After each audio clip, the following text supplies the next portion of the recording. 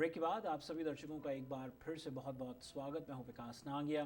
दर्शकों, आज हम अपनी वास्तु और फंग शुई कंसल्टेंट पल्लवी जी के साथ डिवोर्स एंड वास्तु विषय पर बातचीत कर रहे हैं। आइए इसे आगे बढ़ाते हैं। पल्लवी जी, कार्यक्रम में आपका फिर से स्वागत है। ब्रेक से पहले हमने कुछ कारण, कुछ दिशा को समझा कि ये कारण हो सकते हैं डिवोर्स जिस वजह से हो।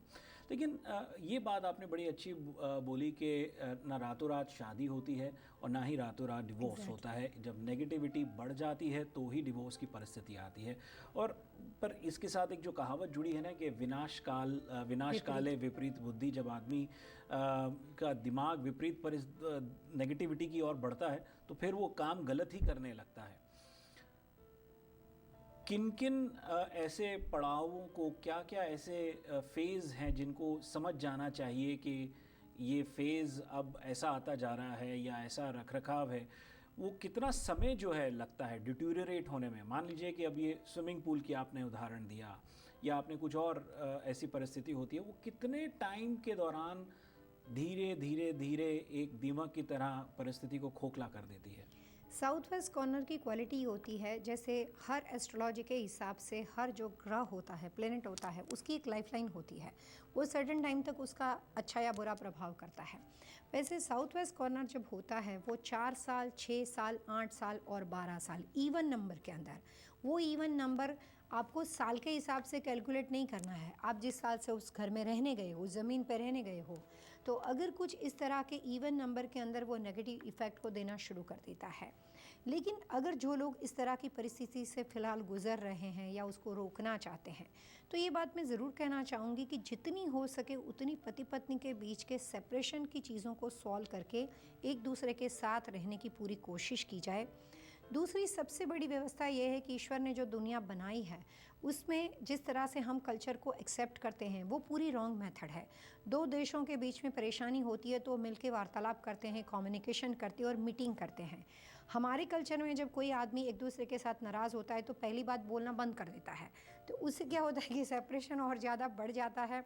और अगर जब आप बात करना बंद कर देते हो तो फिर आप हर छोटी छोटी बात को इश्यू बनाना शुरू कर देते हो। एक्चुअली पॉइंट कुछ और है, आप कहना कुछ और चाहते हो, लेकिन ईगो आ जाती है या जो भी वजह हो।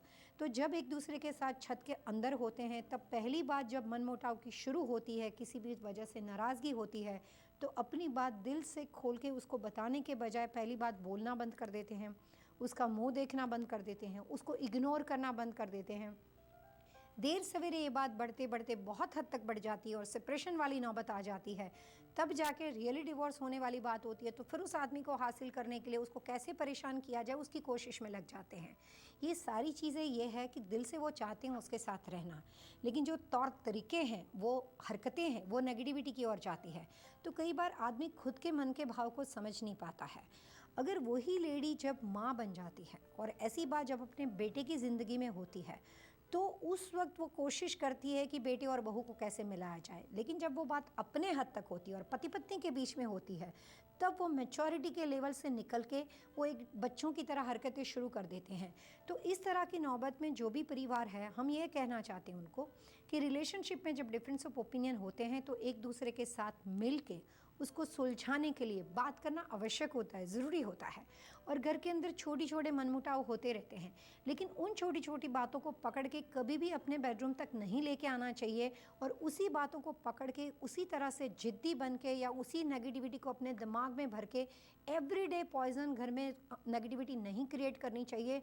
हो सके उतनी अपने हाथ को खोल के बात को गिव अप करने की या जाने देने की या समझने की मैच्योरिटी के लेवल से कोशिश करनी चाहिए। जी, कई परिस्थिति ऐसी भी होती है कि ज़रूरी नहीं कि डिवोर्स की सिचुएशन अरेंज्ड मैरिजेस में ही हो, लव मैरिज में भी बहुत दफ़ा ऐसा होता है। हालांकि लोग लिव इन रिलेशनशिप रखते हैं, 3-3, 4-4, 5-5 साल एक दूसरे को पहले, शादी से पहले जानते हैं, लेकिन कुछ परिस्थितियां ऐसी हो जाती हैं कि शादी के भी कुछ सालों बाद फिर लगता है कि एक दूसरे को समझने में कहीं गलती हो गई। तो क्या एक ऐसी सिचुएशन जहां पहले 5 साल सब ठीक था, फिर 5 साल के बाद डिवोर्स की परिस्थिति आ रही है, 10 साल से एक दूसरे को जानते हैं, ये क्लियर कट वास्तुदोष से जुड़ा ही सिचुएशन लगती है या कुछ और परिस्थिति हो सकती है? पुराने ज़माने में आप देखिए डिवोर्स बहुत ही कम होते थे, बहुत ही कम होते थे। आजकल डिवोर्स बड़ा नॉर्मल हो Common, गया जी। है, नेचुरल हो गया है। डिवोर्स के अगेंस्ट मैं बोल रही हूँ ऐसा कुछ भी नहीं है। कई जब बात आपके लिए आपके हक की हो, आपके स्वाभिमान की हो, और कई बार फायदेमंद सिचुएशन में भी होता है कि डिवोर्स ही एक तब अच्छा डिवोर्स तरीका है। करना अच्छा होता जी। है, उसमें कुछ गलत नहीं है। जी। लेकिन अभी का जो तरीका है कि छोटी छोटी बातों में, जैसे आपने टीवी का रिमोट यूं रखा कि आपने चैनल को यूं बदला, ऐसी बातों में भी डिवोर्स होने वाली सिचुएशन अभी मैंने देखी है। अभी कुछ दिनों पहले मैंने यहाँ पे न्यूयॉर्क के अंदर ही किसी एक क्लाइंट के साथ में बात कर रही थी, वो मुझे अपनी परिस्थिति सारी बता रहे थे। तो कई बार ऐसा होता है कि जब आदमी बड़ी एज में शादी करता है, काफ़ी बड़ी एज के बाद, तो उसकी आदतें बन चुकी होती है। तो उसकी वजह से क्या होता है कि उसके बाद वो जो सेकंड पर्सन आता है, उसके साथ उसका इतने सालों तक लव था, अपने घर से निकल के मिलते थे, लेकिन जब वो दो लोग एक छत के नीचे आ जाते हैं, तब उनके क्राइटेरिया एक दूसरे के साथ घुल मिल जाने के बजाय अलग अलग दिशा में भागना शुरू कर देते हैं, सेपरेट हो जाते हैं। उनके बाद से जितनी बातें मैंने सुखी, और इतना सुंदर सा उनका घर था, लेकिन जो मेरे को वहाँ पे नेगेटिव एनर्जी फील हुई, सर इतना भारी भारी हो जाता था, जैसे बोलते हैं ना एक घर में बहुत ज़्यादा जियोपैथिक स्ट्रेस होता था।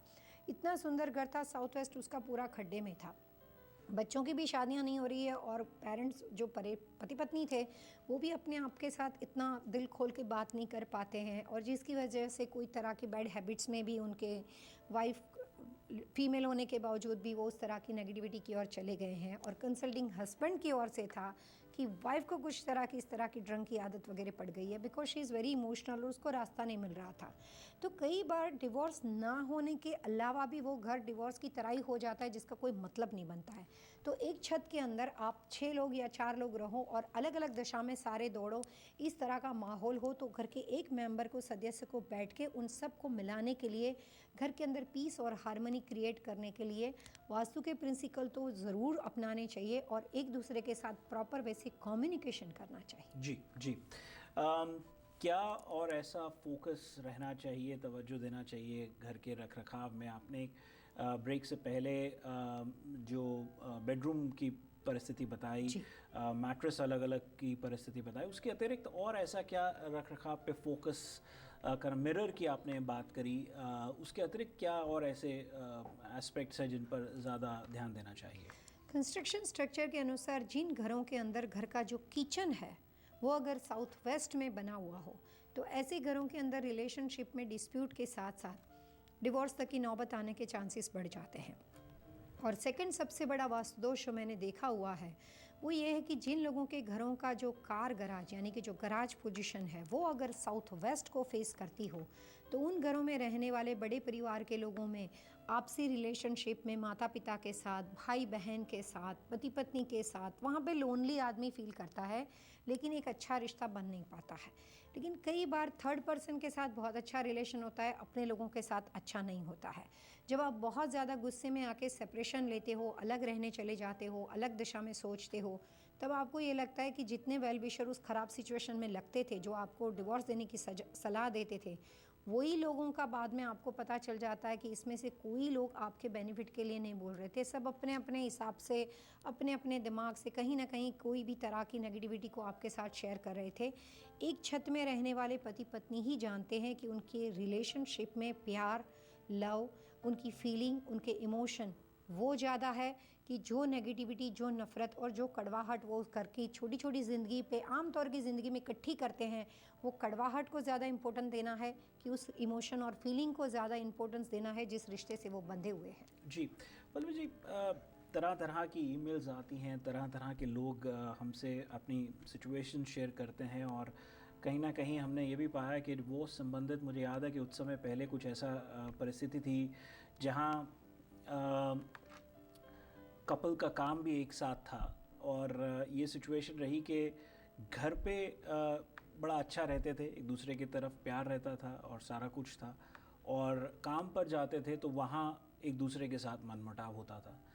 और कहीं एक परिस्थिति ऐसी भी थी कि काम पर ठीक रहता था और घर में आके मनमुटाव रहता था, और जिनकी वजह से डिवोर्स जैसी परिस्थितियाँ आने लगी। तो ये यहाँ पर जो हमारे दर्शक हैं जो इस तरह की परिस्थिति से गुज़र रहे हैं, वो क्या समझें कि वास्तुदोष कहाँ हो सकता है, कि अगर घर में ठीक है और काम पर गड़बड़ है, तो क्या समझा जाए, और अगर काम पर ठीक है और घर में आकर के एक दूसरे से मतभेद या बहस होती है तो क्या समझा जाए कि घर का वास्तु खराब है? कहाँ दोनों विपरीत परिस्थितियाँ हैं?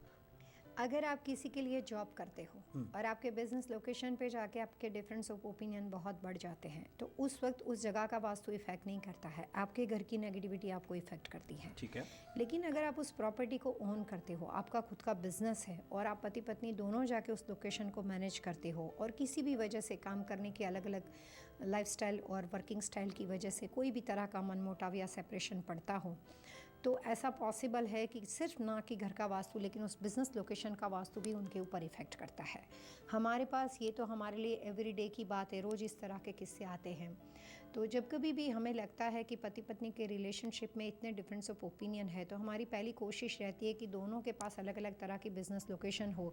तो मैं उसमें से वाइफ की डेट ऑफ बर्थ देखकर ये दे लेती हूँ कि ये प्रॉपर्टी ये मैनेज करेंगे, वो अपने लिए एम्प्लॉय या अपने लोगों को रख देंगे, और हस्बैंड के लिए उसकी सेपरेट व्यवस्था हो जाती है, और ये सिर्फ बिज़नेस तक रहता है। लेकिन जब वो घर में आते हैं तो रिश्ता बहुत अच्छा बना रहता है। तो हम घर को नहीं बांटते हैं, लेकिन बिज़नेस की रिस्पॉन्सिबिलिटी को डिवाइड कर देते हैं। उससे एक फ़ायदा ये होता है कि जो बिज़नेस वाइफ करती है उसको थोड़ा फ्रीडम मिलता है, या हस्बैंड करता है। हो सकता है कि वो बहुत ज़्यादा इंटेलिजेंट हो, लेकिन एक दूसरे की दखल अंदाजी की वजह से वो ठीक से काम नहीं कर पाते हो, तो थोड़ा सा फ्रीडम मिलता है। उसमें एक अच्छी बात ये हो जाती है कि अगर गलती होती है तो फिर बार बार किसी को ब्लेम करने के बजाय खुद ही गलती वो कर रहे हैं तो वो सुधर जाते हैं, तो वो ठीक हो जाती है। और अगर वो अच्छा करते हैं तो उनके सेकंड पार्टनर को ये पता चलता है कि नहीं, इन्होंने बहुत अच्छी बिज़नेस चलाया, तो मैं उनको रोक टोक करता हूँ, वो गलत है, ये बहुत अच्छा कर रहे हैं। तो दोनों को आपसी एक प्रॉपर तरीके से दूध का दूध और पानी का पानी हो जाता है, और दोनों की वर्क एफिशिएंसी पूरी तरीके से बिज़नेस को लाभ पहुंचाती है। लेकिन बिज़नेस लोकेशन पे जाके लड़ाई झगड़े करने से, या जिन पति पत्नी के रिलेशनशिप में बहुत ज़्यादा मनमुटाव हो, उनको एक साथ मिलकर जॉब करने से या एक साथ मिलकर काम करने से वो बिज़नेस को नहीं, खुद को नुकसान पहुंचाते हैं। क्योंकि रिलेशनशिप में स्पेस नहीं देने की वजह से वो और ज़्यादा सफोकेशन क्रिएट हो जाता है, और वो रिश्ता थोड़ा बहुत चल रहा था वो और ज़्यादा बिगड़ जाता है। तो थोड़ी सी स्पेस देना बहुत ज़रूरी होता है। जी बिल्कुल। दर्शकों, वास्तु लिविंग में वक्त तो चला है एक और छोटे से ब्रेक का। ब्रेक के बाद जब हम वापस लौटेंगे, पल्लवी जी से पहले जानेंगे टिप ऑफ द वीक, और फिर आज के विषय पर बातचीत जारी रहेगी। जाएगा नहीं, हम बहुत जल्द लौटेंगे।